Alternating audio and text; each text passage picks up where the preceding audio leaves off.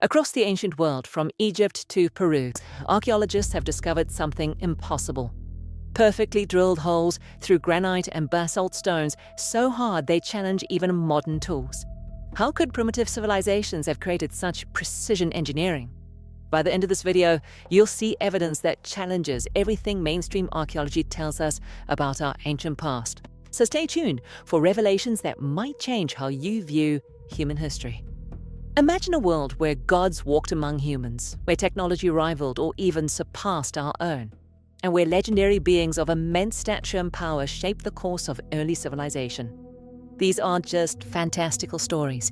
They're at the heart of what many ancient cultures described as pre-flood civilizations. The most intriguing figures in these ancient accounts are perhaps the Anunnaki, whose very name translates to those who came from heaven to earth. In Sumerian mythology, these weren't ordinary deities. They were described as offspring of Anu and Ki, the sky god and earth goddess, creating a perfect symbolic union of celestial and terrestrial powers. What's fascinating is how the Anunnaki mirror other mythological beings across different cultures. They bear striking similarities to the Nephilim mentioned in biblical traditions, mysterious beings described as the offspring of angels and human women. Both groups are portrayed as bringing advanced knowledge to humanity while simultaneously causing disruption through their presence on Earth. The sons of God came into the daughters of men. They created a hybrid offspring who were called the Nephilim, or the fallen ones. The Book of Enoch, considered too controversial to be included in the biblical canon, provides some of the richest details about these pre-flood beings. It describes how 200 rebellious angels called the Watchers descended to Earth from their heavenly abode. These Watchers weren't content to merely observe humanity. They became enamored with human women and took them as wives. According to these ancient texts, the Watchers shared previously unknown arts and sciences with humans. One called Azazel taught men weaponry and women cosmetics. Shemi-Hazar shared knowledge of plants and herbal medicines. Others taught astronomy, meteorology, and other advanced sciences. This wasn't divine inspiration. This was organized education. The offspring of these unions weren't ordinary humans. The Nephilim were described as giants who consumed enormous amounts of food, eventually turning against humanity when resources grew scarce.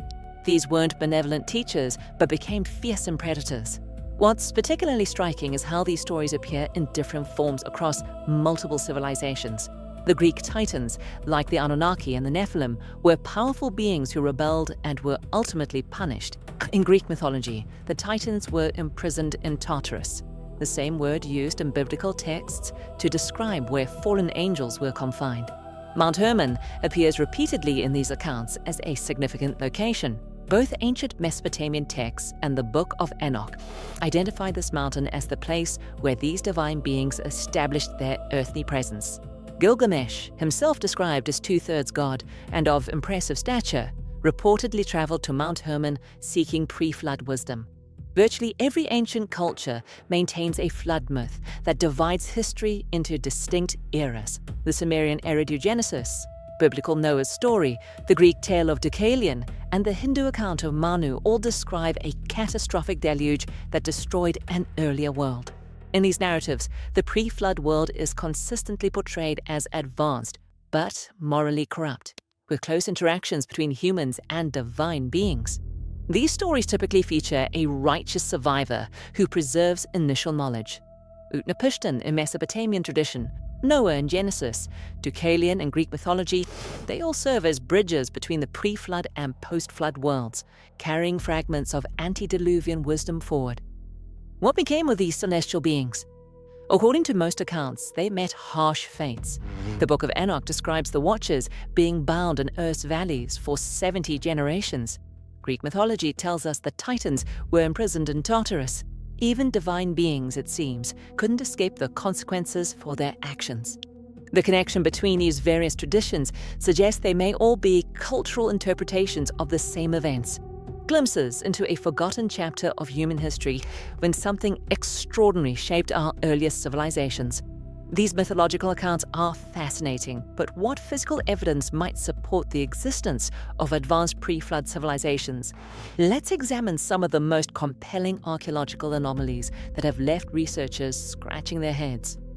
Deep in Ecuador's Amazon rainforest lies the Cave of Secrets. or Cueva de los Teos, where adventurer Juan Moritz claimed to have discovered something extraordinary in the mid-20th century. According to Moritz, beneath the dense jungle was a vast underground labyrinth stretching for hundreds of miles. Inside this subterranean world, golden artifacts, walls covered in mysterious hieroglyphs, advanced machinery, and perhaps, most intriguingly, an entire library of metal books. The metal books are particularly fascinating. If they existed, they would suggest an advanced civilization that had developed metallurgical knowledge far beyond what conventional history attributes to them. Swiss author Erich von Däniken featured these claims in his 1973 book Gold of the Gods, connecting them to his theories about extraterrestrial visitors influencing early human development. When scientists investigated, however, the results were disappointing. A major expedition in 1976, which included none other than astronaut Neil Armstrong, found no evidence of the treasures Moritz described. But they did discover something curious: neatly cut passageways twisting deep into the cave system, estimated to be more than 2,500 years old. How were these perfectly formed tunnels created, and by whom? The question remains unanswered. The precision stonework found at various ancient sites presents another compelling mystery. Take the ruins of Hattusa in Turkey, the former capital of the Hittite Empire. Here, researchers have documented perfectly circular drill holes in granite and basalt, stones so hard they could challenge even modern tools. These holes appear to have been made with tube drills, technology that conventional archaeology doesn't attribute to ancient civilizations. Even more baffling are the evenly spaced saw marks found on the stone blocks, which resemble those made by high-speed mechanical saws rather than traditional hand tools. Curiously absent are the chisel marks you'd expect to find in ancient stonework. Similar unexplained cutting techniques have been documented at sites in Peru like Sacsayhuaman and Ollantaytambo. Now here's the question: have you ever wondered what tools those ancient builders might have used to achieve such precision? Could they have possessed technology that was subsequently lost after a global cataclysm? Before hitting the comments with your answer, be sure to like this video and subscribe if you want to see more videos like this one. Underwater discoveries provide some of the most tantalizing evidence of pre-flood civilizations. In 2007, archaeologists discover what's now called the Lake Michigan Stonehenge, a circular arrangement of stones 40 feet beneath the surface for carvings that appear to depict mastodons, which went extinct around 10,000 years ago. If authentic, these carvings would place human activity in the region during the last ice age, potentially aligning with pre-flood timelines. China's Sanxingdu culture represents another archaeological anomaly. Discovered in the 1980s, this 3,000-year-old site has yielded bizarre bronze figures with alien-like features, golden masks, and evidence of advanced metallurgical techniques. Unlike any other artifacts found in China, these objects suggest a highly sophisticated civilization that seems to have appeared without precedent and disappeared just as mysteriously. What makes these discoveries particularly intriguing is their isolation. They don't fit neatly into our understanding of technological progression. The conventional archaeological narrative suggests gradual advancement over time, but these artifacts hint at civilizations that possessed knowledge seemingly beyond their time. Perhaps one of the most famous potential repositories of pre-flood knowledge lies beneath the Great Sphinx of Giza. Ground-penetrating radar has detected anomalies suggesting chambers beneath this enigmatic monument. Could these hidden spaces contain evidence of an earlier, more advanced civilization that existed before recorded Egyptian history? These mysterious sites and inexplicable artifacts challenge our understanding of human history. While mainstream archaeology offers alternative explanations for each anomaly, taken together, they paint a compelling picture of sophisticated ancient societies whose achievements we are only beginning to understand. So what do we make of these mysterious artifacts and structures? If advanced pre-flood civilizations existed, and why is evidence so scarce?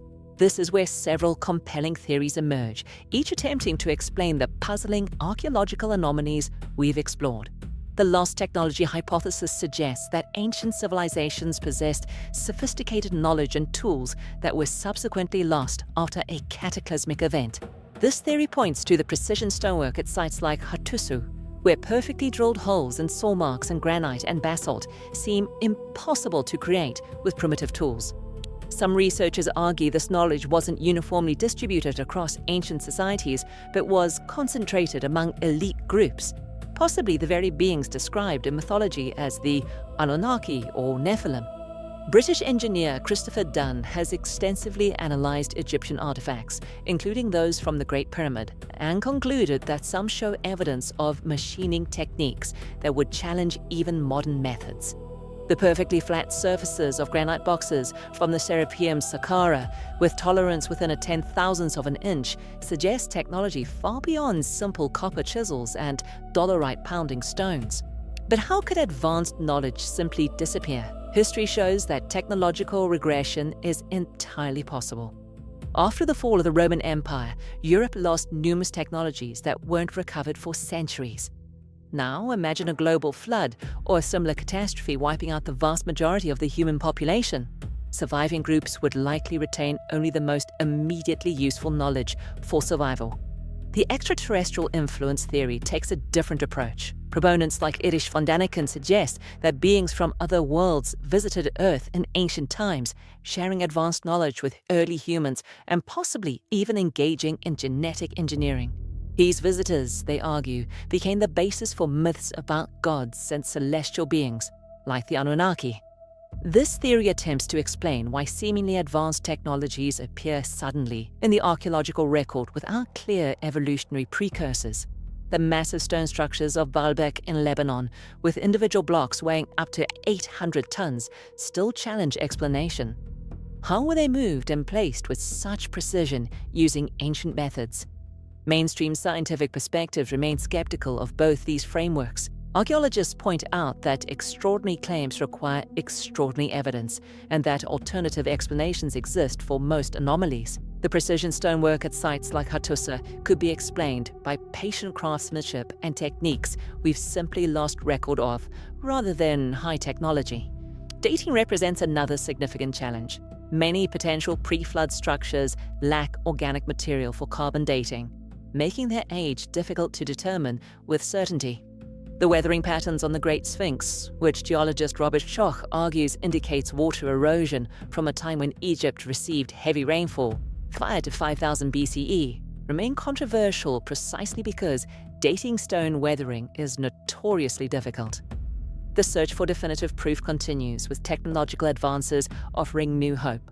Ground-penetrating radar, satellite imagery, and underwater archaeology are revealing previously hidden structures around the world. Recent discoveries like the massive complex at Göbekli Tepe in Turkey, dating around 9600 BCE and showing sophisticated construction techniques, continue to push back our understanding of when humans developed complex societies. Perhaps most fascinating are the implications for human history if pre-flood civilizations truly existed. The conventional timeline of human technological development would need radical revision. Rather than a steady march from primitive to advanced, human history might better resemble a sine wave, rising to heights of knowledge, falling after catastrophes, and then slowly rebuilding. This pattern would explain why similar myths of advanced ancient societies appear across disconnected cultures worldwide. These wouldn't be mere stories, but fragmented cultural memories of actual civilizations lost to time and disaster. Whether you find yourself convinced by the evidence for pre-flood civilizations or remain skeptical, one thing is undeniable. These mysteries continue to captivate our imagination because they challenge our understanding of who we are and where we came from. They remind us that history isn't a closed book, but an ongoing investigation with many chapters still to be discovered. As we continue to explore remote regions of our planet, develop more sophisticated archaeological techniques, and perhaps even venture to other worlds, we may yet find more definitive answers about our distant past and the possibility that advanced civilizations have risen and fallen multiple times throughout Earth's long history. If you've enjoyed this exploration of pre-flood civilizations and their mysteries, share your thoughts in the comments down below. We'd love to hear your theories. And we've got plenty of other videos for you to watch in the end screens.